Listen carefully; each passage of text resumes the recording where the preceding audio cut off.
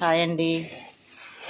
ఈరోజు నేను పచ్చళ్ళకి పొడి చికెన్ పచ్చడి, ప్రాన్స్ పచ్చడి అన్నీ పెడతాను కదా, దానికి మసాలా పొడికి కావాల్సిన సామాన్లు అండి ఇవన్నీ వేసుకొని ఆడుకోవాలన్నమాట.